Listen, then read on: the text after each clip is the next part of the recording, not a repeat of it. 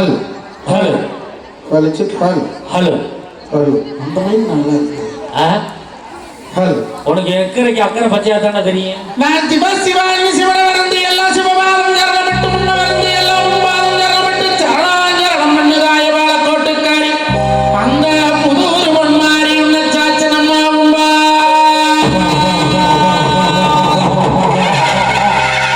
ஆத்தா திரைவதியே அம்மா தர்மமாவத்தனிய வாழக்கோடு மக்கள் எல்லாம் இடுக்கு எடுத்தாங்க வாழக்கோடன் முத்துனாங்க பேரழகு இன்னைக்கு திருவிழா வீதி வந்ததாயே கருமாரியம்மா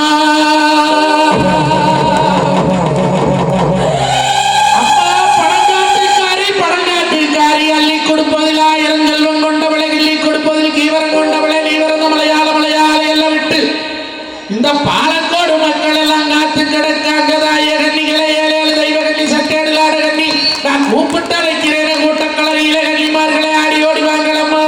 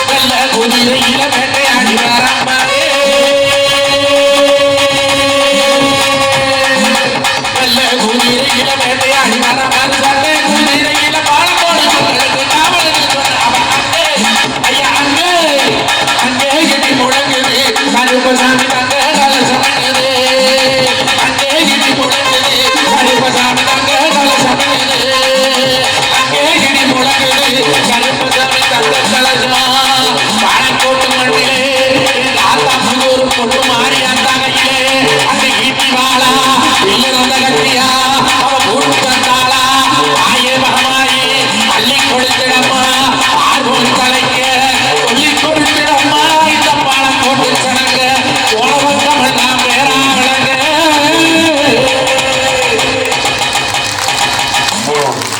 பாலக்கோடுன்னு சொன்னாவே வீர விளைஞ்ச மண். இந்த பன்னெண்டாட்டு மக்களுக்கு நான் தோட்டத்துல இருந்து கொண்ட அந்த பருத்தி பூவை காணிக்கையா போடுறது சந்தோஷம். ஐயா இத்தனை பேர் கீழே பருத்தி பூவை கொண்டு வந்து போடுற நீங்க சொல்லலாம் வாசம் கொடுக்கறவோ 1000 பூ இருக்குதுடா. வாசமே இல்லாத பருத்தி பூ வேண்டாம் பைத்தியாரா போடுறோம்னு நடுவர்களை மத்த பூ எல்லாம் காத்தால ஊத்தப்பொழுதோடு வாடி போகுங்க. பருத்தி ஒண்ணுதான் பஞ்சாய் நூலாய் உலக மக்களோட மானத்தை காப்பாத்துதுங்க. அப்படி மானம் காக்கக்கூடிய மக்களுக்கு பருத்தி பூவை காணிக்கையா போடுறது சந்தோஷப்படும். நடுவரவர்களை நீங்க நல்லவர் தானே? ஆமா. வல்லவர் தானே? ஆமா. நானும் தெரிஞ்சவர் தானே? ஆமா. நல்லவன் சொல்லி கொண்டே இருந்தா மேடையில் உட்கார வச்சிருக்காங்க. ஆமா. இப்ப ஏற்பட்ட சனத்துக்கு ஒரு துரோகம் பண்ணலாமா? என்னடா துரோகம் பண்ண? காத்தால வந்தா ஹோட்டலு ரூம் இல்ல சொல்ல மறந்துட்டாங்க. மக்காத சத்தி ஹோட்டலுக்கு போய் பழையபடி மயிரோட ரூம் போட்டு கொடுத்தாங்கல்ல. சாப்பாடு வேணும்னு சொன்னோம்னு நம்ம திவ்யானே ரவியண்ணே ஒடியாந்து வாங்கி கொடுத்தாங்கல்ல. கூட வேற குடிக்கிறது மேடையில் உட்கார வச்சாங்கல்ல. இந்த பொதுமாரியத்தை ஜனங்கள் எல்லாம் இப்படி குச்சிக்கிறாங்க. இந்த சனத்துக்கு ஒரு துரோகம் பண்ணலாமா? என்னடா துரோகம் பண்ண? என் நடுவர்களே நீங்க யூடியூப் புகழ் உலக புகழ் தமிழ்நாடு முழுக்க மகாராஷ்டிரா சொன்ன பேர் விளக்குதுன்னு சொல்லி உங்களை கொண்டாந்து மேடையில் உட்கார வச்சு இந்த சனத்துக்கு இப்படி துரோகம் பண்ணிட்டு குத்துக்கல்லாண்டு உட்கார்ந்து இருக்கிறீங்க. அந்த பொதுமாரியாத்தா உடைய பாப்பாளா? காசு வாங்கி விட மாட்டான் பொழுது போட்டு விடுவாங்க. நீங்க செஞ்ச மாவட்ட போக்க அந்த காசி போனா தொலைவா ராமேஸ்வரம் போனா போதும். ஐயோ ஒகேனக்கல் போய் 16 பேர் வச்சு குண்டு விட்டுனா போதுமா? இப்படி பண்ணலாமா? என்னடா பண்ண? தாயே முதல்வர் கொண்டு மாறி ஆத்தா இந்த பாவி செஞ்ச மாவத்துக்கு நான் 4 வருஷம் திரௌதியாத்தாங்க வாயிலிருந்து வாய் வரைக்கும் பால் குழம்பு எடுத்துக்கிட்டு வாரேன். இப்படி பண்ணி போட்டியே பண்ணலாமா? நடுவரவர் பண்ணல பாவத்தை சொல்றா, பால் குழம்பு சொல்றீங்கடா. பட்டிமன்றம் பேசுறதுக்கு நல்ல பேச்சாளரை தானே கூட்டிட்டு வர சொன்னாங்க. நல்ல பேச்சாளரை கூட்டிட்டு வர சொன்னா 2 பைத்தியர்கள் கூட்டிட்டு வந்து யாரா பைத்தியம்? இது பைத்தியமா அது பைத்தியமா? ரெண்டு சேர கட்டி இருக்காங்க. அதிசயத்துல ஊர்ல எவ்வளவு சேலை கட்டி விழுந்தா அதிசயமா கட்டிட்டாரு. 2க்கு கல்யாணம் ஆயிடுச்சு. 6 கல்யாணம் முடிச்சுக்கிறது இருப்பாரு. 2க்கு புருஷன் இருக்காயா? எல்லாருக்கும் புருஷன் இல்லாத குழந்தை மாதிரி தான் இருக்கிறேன். 2 படிச்சிருக்கியா? 2 படிச்ச வைத்தியம். இருமா ஊருக்கு ஒரு வழி தெரியுமா? உட்கார் பஜான்ற பசைய வந்த உட்காருமா. நான் கண்டிக்கிறேம்மா உட்காருமா. ஏமா பெண்களை மேடை ஏற்றி அழகு பார்க்கணுடைய அசிங்கப்படுத்தலாமா? நான் அசிங்கப்படுத்த போற உள்ளது சொல்றேன் சொல்றது சரி. நான் என்ன பொய்யா சொல்லுவேன் மேடையில? இந்த பொண்ணை 10 வருஷமா தெரியும். 13 வருஷமா தெரியல. அது 12 வருஷமா தெரியும். அந்த அக்கா 21 வருஷமா தெரியும். அது விஜய் டிவியில பேசிருக்கு. எந்த டிவியில பேசிட்டு அதுக்கு நானா போனேன். இது ஒனிகா டிவியில பேசிருக்கு. அது விஜய் இந்த சன் டிவியோட பேசிட்டு யாரு கேட்டாங்க? இது பார்த்தா எப்படி தெரியுது? பைத்தியம் மாதிரி. இது 2 பைத்தியமாயா? எனக்கு நல்லா தெரியுமையா. இது 2 பைத்தியம் கிடையாது. அப்ப யாரு? 2மே லூசு. ஒன்னு அரை லூசு ஒன்னு முழு லூசு ஒன்னு 3/4 லூசு பேசிட்டு போயிடுது. 100 ஏக்கரை பண்ணைக்காரனமா நான் 100 ஏக்கரை பண்ணை மருந்து இங்க இருந்தே வேலை. நடுவரவர்களே நான் கேட்கறதுங்க அந்த காலம் சொல்லி கேவலம் பேசிட்டு போறாங்களே. அந்த காலத்துல வாழ்ந்த மாதிரி இந்த காலத்துல மனுஷன் இருக்கிறானா? நடுவரவர்களே அன்னைக்கு வெறும் 42% கல்வி அறிவு, இன்னைக்கு 94% கல்வி அறிவு. புத்தகம் படிச்சிருக்காயா? ஆமாங்க படிச்சுட்டு வந்தீங்க. படிச்சிருக்காங்க. நடுவரவர்களே 42% கல்வி அறிவு எங்க காலத்துல தவறுகள் குறைச்சு இன்னைக்கு 94% இருக்கக்கூடிய கல்வி அறிவு இந்த காலத்துல தவறுகள் அதிகம் இல்லையா? படிச்சு வந்தா லஞ்சம் வாங்குறேன், படிச்சு வந்தா அடுத்த மாதிரி கையெழுத்து போடுறேன், படிச்சு வந்தா அடுத்ததோட ஆசைப்பட்டு போலி பத்திரம் தயாரிக்கிறேன், படிச்சு வந்தா அடுத்தவங்க கொண்டாடி கூட்டிட்டு போறேன், படிச்சு வந்தா அடுத்த வருஷத்துக்கு ஆசைப்படுறேன். படிக்காத எங்கிட்ட இருந்த ஒரு ஒழுங்கா படிச்சு வீட்டு இல்லையே. அப்ப என்ன இந்த கால சந்தோஷம் போகுது? நாங்களே எங்க பேரு நகையா இருப்பா என்ன அழகு. ஐயோ மவராசி அள்ளி கொடுக்கலாம். ஏதாவது மேக்கப் போட்டாயா வேறு பாடு போடு 10 ரூபா போடுற அடிச்சுட்டு வந்தா சும்மா மகாலட்சுமி மாதிரி இருக்கு. எங்க நித்தியால பாரு, எங்க நித்தியா வாய் எப்படி கோபப்படமா வரும்போது கள்ளிப்படத்தோடு கடிச்சுட்டு வந்தா உதவி செவந்து போச்சு. ஆனா அங்க 16 வண்டி மேக்கப் என் பொண்டாட்டி சொன்ன மாமா எனக்கு மூஞ்சி கூட பிம்பிள்ஸா வந்துருச்சு என்ன வந்துட்டான். நான் சொன்னேன் மாட்டுச்சாணி போட்டு கழுவுக்குள்ள சுத்தமா போயிடும். மாட்டுச்சாணி போடலாமா ஐயா? ஏன் நடுவர் அவர்களே, கொரோனா காலத்துல 3 தவறாவது மாட்டுச்சாணி தான் போட்டு முழுகணும். ஆமா, ஏன் கொரோனா கிருமி உள்ள வரக்கூடாது, மாட்டுச்சாணி கிருமி நாசினி தான் சொல்லணும். நாட்டு மாட்டு சாணத்துல 30 முக்கோடி தேவர்கள் இருக்கிறாங்கன்னு சொல்லுவாங்க. அது தேவர்கள் பாக்டீரியாக்கள், நன்மை செய்யக்கூடிய பாக்டீரியாக்கள். அதனாலதான் மாட்டுச்சாணி போட்டு போடணும்.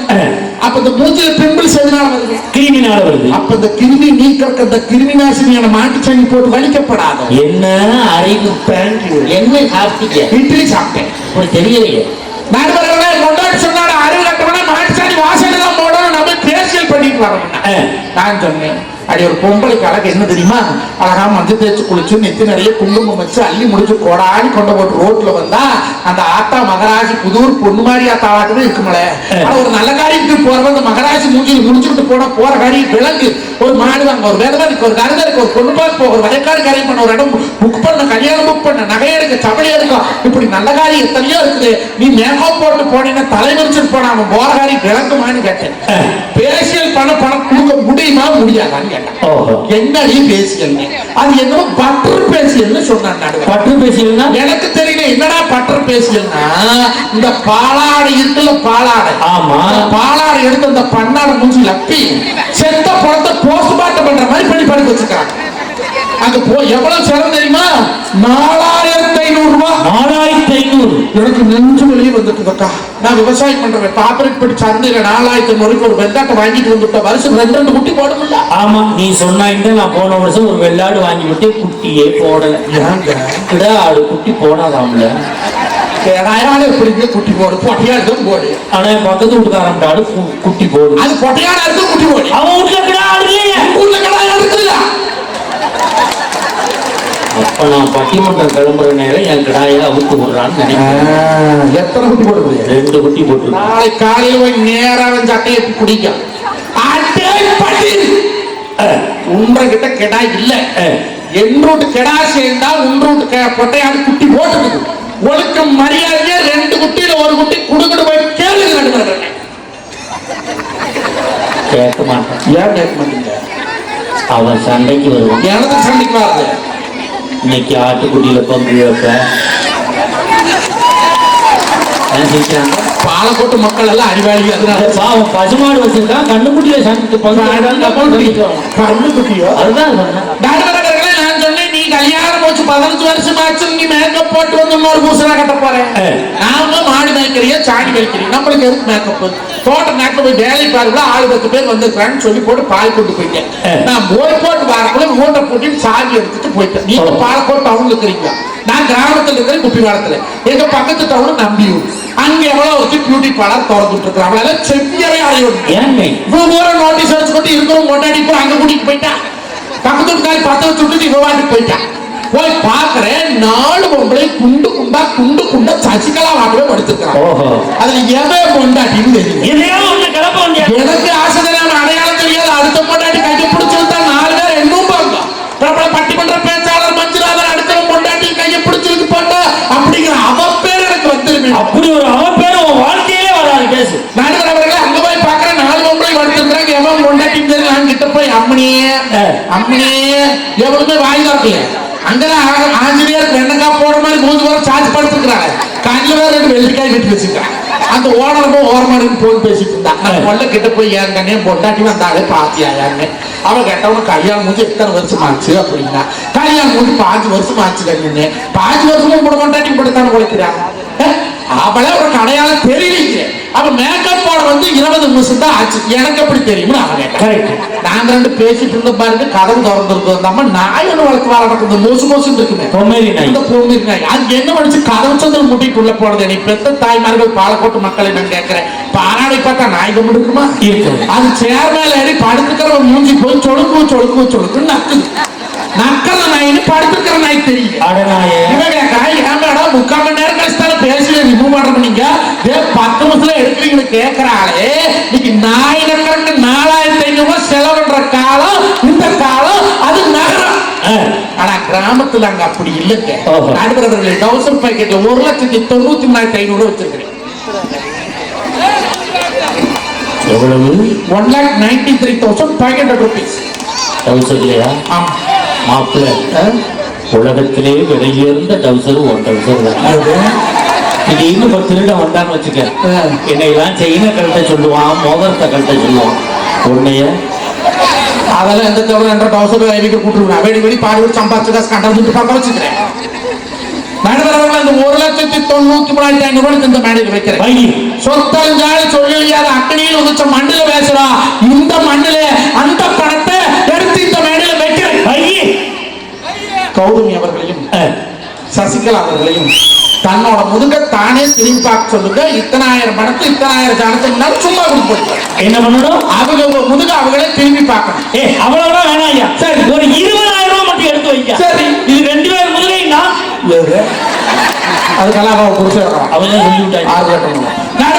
1 கோடி ரூபாய் கொடுத்தால் எந்த பெண்ணாவது தன்னோட முதுகு திரும்பி பார்க்க முடியுமா? முடியாது. எனக்கு ஒரு சின்ன என்ன சந்தேகம்? அப்புறம் எதுக்காக இந்த காலத்துல பொம்பளைங்க ஜாக்கெட்ல கதவு நிலவு சங்கல் ஓப்படி நிலப்படி எல்லாம் வைக்கிறாங்க? என்னைக்கு இந்த லேடிஸ் பூரா ஜாக்கெட்ல கல்ல வச்சதுக்குள்ள புருஷனுக்கு பூரா கிட்டியில் கழுவுது. இங்க இருந்து அங்க எப்படி வந்துச்சு? எல்லாம் மியூச்சுவல் டிரான்ஸ்ஃபர் ஆகிட்டு போட எப்படி செலவுலாம இருக்குது? அதை கூட ஒரு கொடுமைங்க. சொல்லாதீங்க, நான் சொல்ல மாட்டேன். என் பொண்டாட்டி முதுகுல ஜாக்கெட்ல 2 நாடாவை கட்டி தொங்கிட்டு 2 குண்டை தொங்கிட்டு இருக்காங்க. எனக்குலாம் நாடாவுங்கிற நீ டவுசர்ல நாடா வைக்கிற, நான் ஜாக்கெட்ல நாடா வைக்கிறேன். இந்த நாடா அந்த நாடா சரியா போச்சுக்கிறாங்க. இந்த நாடா அந்த நாடா ஒண்ணாயா? மாப்பிள்ள உனக்கு ஒண்ணு தெரியாத. என்னங்க? முன்னாடி தீபாவளிக்கு ஜாக்கெட் தைக்க சொன்னாரா? சரி, தைலத்தை கொண்டே அளவு ஜாக்கெட்டை கொடுத்தேன். அவன் பிரிச்சு பார்த்துட்டு 2,100 ரூபா கூலி கேட்கிறான்டா. ஒரே ஜாக்கெட். அட சண்டால ஏன்டா 2,100 கேட்டேன். சார், உங்க டீச்சர் ஜாக்கெட்ல ஜன்னல் வைக்க சொல்லியிருக்காங்க. ஆசாரி கூலி 1,100, கொத்தனார் கூலி 800, என் கூலி 300. நான் கொடுத்துட்டு வந்துட்டான்டா. தீபாவளிக்கு முதல்ல நாலு ஜாக்கெட்டை கொண்டாந்து நைட்டு கொடுத்தான்டா. இவ காலையில ஜாக்கெட்டை போட்டுக்கிட்டு முந்தான எடுத்து போத்திட்டு வர்றா மாப்பிள்ள. இப்படியா? ஆமா மாப்பிள்ள. ஜாக்கெட்ல ஜன்னலை பின்னாடி வைக்கணுமாம்ல. நான் அத்திட்டாண்டா. என்ன பண்ணீங்க? ஏன்டா அப்படி பண்ணேன்னு கேட்டேன். சார், தூக்கத்துல மாத்தி அனுப்பிட்டேன் சார். ஏன்னா மிச்ச துணி இருக்கு, முன்னாடி ஸ்கிரீன் மாதிரி தச்சு போட்டுக்கங்க சார்ங்கிறானே. இந்த நகர வாழ்க்கை வாழலாமா? நடுவர்களே, கிராமத்தில் இருக்கக்கூடிய பொண்டாட்டிமார்களுக்கு நகரத்தில் இருக்கக்கூடிய பொண்டாட்டிமார்களுக்கு என்ன வித்தியாசம் தெரியுங்களா? கிராமத்துல மரியாதை நிறைந்த மக்கள் வாழக்கூடிய இடம். நகரத்துல அப்படி இல்லைங்க. யாரையுமே வாவோன்னு பேசக்கூடிய பாங்கு நகரத்துல இருக்குது. ஒரு குழந்தை கூட ஏன் சாமி, என்ன சாமி, வா சாமி, உட்கார் சாமின்னு சாமி போட்டு கூப்பிடக்கூடிய பாங்கு கிராமத்துல இங்க. ஆனா பெத்த அப்படியே வந்துட்டானா அப்படின்னு கேட்கக்கூடிய பாங்கு நகரத்துல இருக்குதுங்க. அன்னைக்கெல்லாம் மாமனார் டவுனுக்குள்ள வாராரு, மாமனார் வீட்டுக்குள்ள வாராரு. எங்க காலத்துல எல்லாம் மாமனார் உள்ள வந்தா மருமகன் முந்தானி எடுத்து இப்படி போத்துக்கிடுவாராம். நாள் என்ன சிங்கம் அப்படியே கடிச்சதுன்னு போடுவேன்.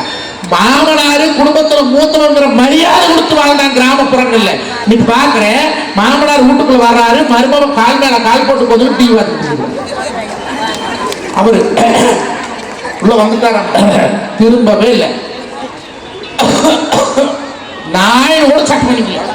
சரி, அவரே தண்ணி வந்து குடிக்கலாம் சமையல் விட்டு போறாரு. மருமகன் கேட்கிறான், ஏனுங்கம்மா ஏங்கன்னு தண்ணி குடிக்க வாரீங்க? ஆமாயோ, வரையில எனக்கு ஒரு சொட்டு கொண்டுவாங்க. இன்னைக்கு மருமங்கமார்களுக்கு மாமனார் வேலை செய்யக்கூடிய காலம் நான் இல்லைன்னு சொல்லிங்க. சோசியலிசம் தான். ஆனா வயதுக்குன்னு ஒரு மரியாதை கொடுத்தது கிராமங்க. ஆனா இன்னைக்கு மட்டு மரியாதை இல்லாத நடந்துக்கிறது நகரத்தில். கிராம வாழ்க்கைக்கு நகர வாழ்க்கைக்கு என்ன தெரியுமா வித்தியாசம்? என்ன வித்தியாசம்? வயசுக்கு மரியாதை கொடுக்கிறது கிராம வாழ்க்கை, வசதிக்கு மரியாதை கொடுப்பதுதான் இந்த நகரத்து வாழ்க்கையாக இருக்கும். நடுவர் அவர்களே, சொர்க்கம் எங்கெங்க இருக்குது? நான் கேட்கறேன், சொர்க்கத்துக்கு போகணும்னா என்ன பண்ணணும்? என்ன கேட்டீங்க? சொர்க்கத்துக்கு போகணும்னா என்ன பண்ணணும்? சாதம். நடுவர் அவர்களே, செத்தாத்தா சொர்க்கத்துக்கு போகணுங்கிற அவசியம் இல்லைங்க. இந்த மாதிரி நம்ம சொந்த ஊர்ல சொந்த மக்களோட கூட பிறந்த அண்ணன் தம்பி அப்பா அம்மா பெத்த தாய்தாப்பரோட உட்கார்ந்து இந்த மாதிரி ஒரு நிகழ்ச்சி பாக்குறாங்க பாத்தீங்களா? இதுதாங்க சொர்க்கம். இன்னைக்கு எத்தனையோ பேர் இந்த நோம்பிக்கு வர முடியல, வெளிநாட்டில் வெளியூர்களில் வேலையில மாட்டிருப்பாங்க. வேற யூடியூப்ல எடுக்கிறாங்க, லைவ்ல போக இதெல்லாம் பார்த்து சந்தோஷப்படுங்க. வெளிநாட்டு வாழ்க்கை, நகர வாழ்க்கை என்பது நகர வாழ்க்கை அல்ல, அது நரக வாழ்க்கை என்பதை நாம புரிந்து கொள்ளணுங்க. மடுகள் முன்னைக்க பார்க்க இங்க இல்லை.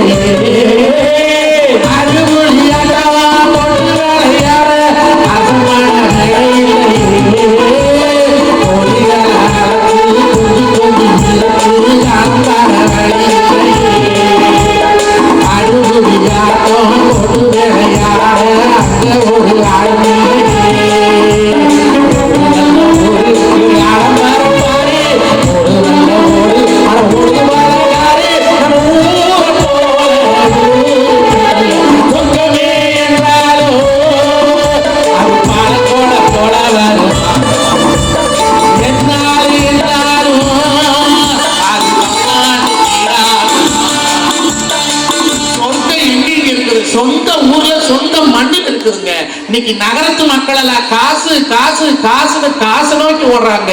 ஒரு கிராமத்துல ஒரு மாடு செத்து போனா கூட ஒரு பெரிய காரியமான மாதிரி எல்லாரும் போய் குஸ்தி கேட்போங்க. ஐயோ நல்ல மாடு 4 படி கிடக்குமே, விசுக்கிறப்படி போயிடுச்சா, விசந்தட்டு போயிடுச்சா, இல்ல என்ன செலப்புடிச்சு போயிடுச்சான்னு மாடு செத்தா கூட பதறது கிராமம்ங்க.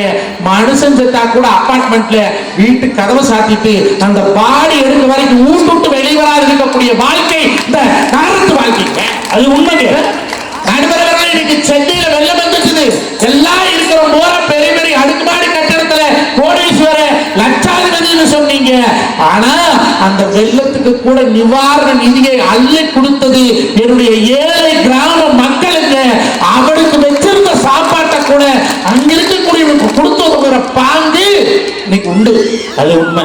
நான் கேட்கிறேன், சென்னையில வெள்ளம் வந்துட்டா, சுனாமி வந்துட்டா, கிராமத்து மக்கள் எல்லாம் அள்ளி அள்ளி அள்ளி அள்ளி கொடுக்குறமே, விவசாயிகளுக்கு வருமானத்துக்கு வழிகிட்டு போராடிட்டு இருக்கிறோம்ல, எந்த டவுன்காரனாலும் வந்து இந்த விவசாயிகளுக்கு உதவியா நான் போராடுறாங்க ஒரு வார்த்தை சொல்லிருப்பாங்க?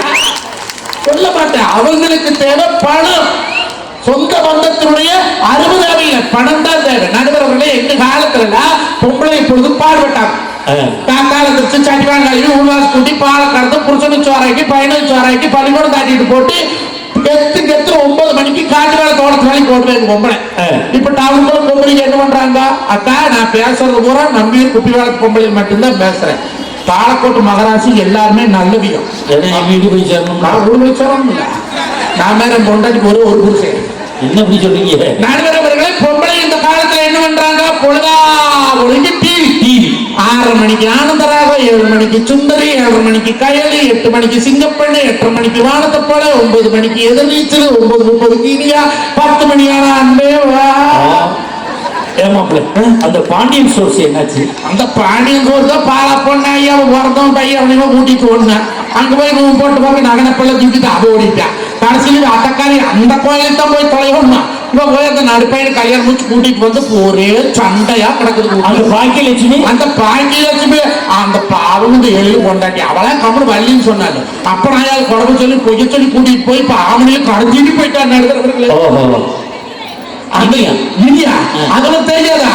அவ அந்த குழந்தையக்காரி யாரு இனிய குழந்தைய மாசமாயிட்டான். அதை டெஸ்ட் பண்ணி பார்த்து பாடுறது ஏதோ மிஷின் வச்சு அதை பார்த்தனா துணிப்பொள்ள அது அம்மா கண்ணில் பட்டுடுது. அவன் 60 மாசமா இருக்கிறான்னு கோயிலா கும்பாசம் பண்ணிக்கிட்டு இருக்கிறான். நாளைக்கு நம்ம புதூர் பொன்மாரியாத்த கோயிலுக்கு வந்தாலும் வருவான். அந்த யோகதர்சினி என்னாச்சு? ஐயோ, அந்த யோகதர்சினி காலி வச்சு பார்க்க எங்க விளங்குச்சு. அங்க போய் ராஜாராணியில் காலி வச்சா அதை எடுத்து முடிச்சான். பாக்கியலட்சுமி காலி வச்சா அதை எடுத்து முடிச்சான். அப்புறம் இந்த பாண்டியன் சோர்ஸ் காலி வச்சா அதையும் முடிச்சான். கடைசியா வந்து சேர்ந்த எது வெப் சீரிஸ் ஒன்று நடந்துகிட்டு இருக்குது. அந்த பசங்க அதையும் வச்சு அதையும் முடிச்சான். மாப்பிள்ள, நகரத்தில் உள்ளவங்க எல்லாம் டிவி நாடகம் பார்த்துக்கிட்டே இருக்காங்க. ஏன் மாப்பிள்ள? ஆமாங்க. இப்படி சொல்லிட்டு அவ்வளவு நாடகத்தை நீங்க சொல்றீங்க. நடுவர்களே, இந்தியாவை மாத்திரம், தமிழ்நாட்டை மாத்திரம், பாலக்கோட்டை மாத்திரம், பாப்பிரெட்டிப்பட்டி மாத்திரம்னு சொல்ற ஆம்பளைகள்ல கல்யாணத்துக்கு முன்னாலேயே மாற்றி போடுவோம். கல்யாணம் முடிச்சு இந்த காலத்துல பொண்டாட்டின்னு ஒருத்தி வந்துட்டானா உன்னால டிவி சேனலை கூட மாற்ற முடியாது. ரிமோட்டை பிடிக்க வச்சுட்டு கொடுக்க மாட்டேன்.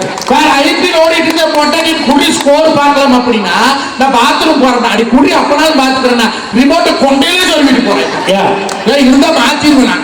ஆம்பளைக்கு எப்பவுமே கிடைக்குது இந்த காலத்துல டிவி ரிமோட். ஆம்பளைக்கு எல்லாம் எப்ப தெரியுமா டிவி ரிமோட் கிடைக்கும்? நைட்டு 10:30 மணிக்கு எல்லா நாடகமும் முடிஞ்சதுக்கு அப்புறம் ரிமோட்டை கொடுப்பாங்க. இந்தாங்க நீங்க பாருங்க. நம்ம பாப்பம்னு போட்டோம்னா 2 அண்டா நிறைய மருந்து நின்றாங்க. வாலிப வயோதிக நண்பர்கள், உங்களுக்கான பிரச்சனைகளை நாங்க தீர்த்து வைக்கிறோம். நீங்க செய்த தவறுகளுக்கெல்லாம் நாங்க மருந்து கொடுக்கிறோம்.